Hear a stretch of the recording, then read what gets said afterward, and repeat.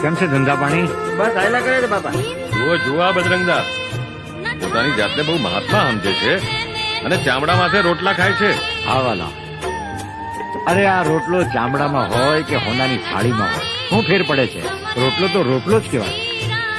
આ ચામડાની મઢુલીમાં મારા રામે એક જ્યોત પ્રગટાવી છે, એને ઓળખો મારા વાલા. ચામડાની મઢુલીને નહીં, તમે જ્યોતને ઓળખો, મારા વાલાને ઓળખો.